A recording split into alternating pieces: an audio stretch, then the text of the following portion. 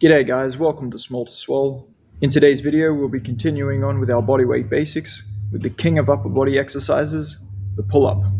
Yeah, I'ma make this shit hot. Oh, I'ma light this shit up. Yeah, I'ma make this shit hot. Oh, I'ma light this shit up.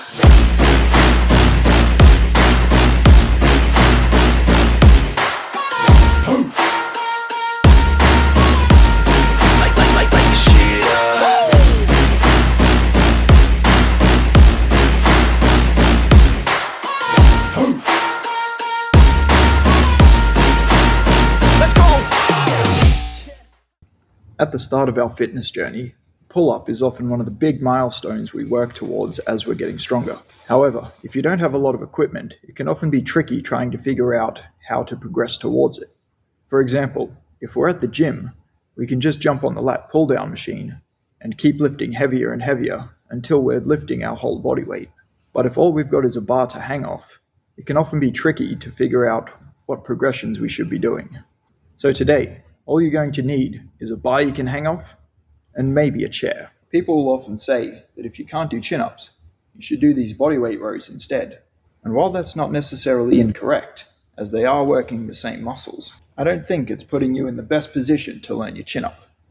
I prefer the leg-assisted pull-up, as it takes us through the full movement that we're going to be using once we get our pull-up. And we can do all our variations on a single bar.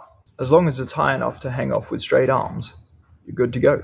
First, we need to work on our grip strength, because if we don't have a stable grip on the bar, the other muscles that are trying to work won't be able to put in the same amount of effort. It's one of those little built-in safety mechanisms our brain does. We can start by just hanging on the bar like this, or like this, aiming for around 20 seconds of either.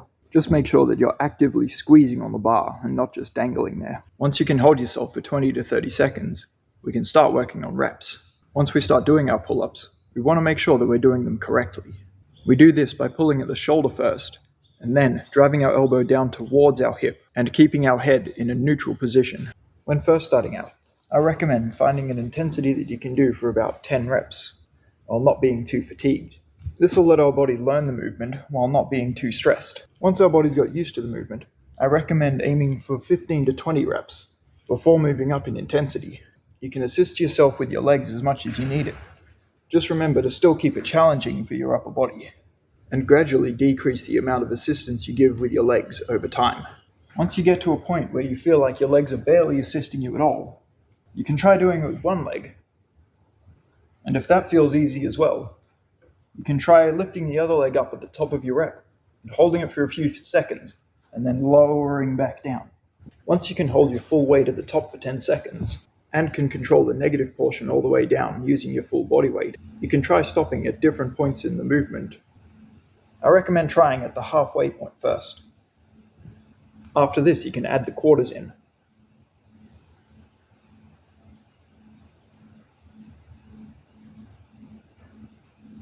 If you can hold yourself at each of those points for 5 seconds on a single rep, you're probably just about ready to do a full pull-up.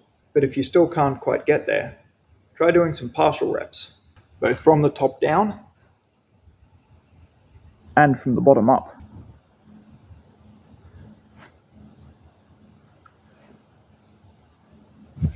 Once you can get past halfway from either end, you should be able to go all the way through. But if not, just keep working on extending those partial reps until you can get all the way down, even after we can get a full pull-up by ourselves.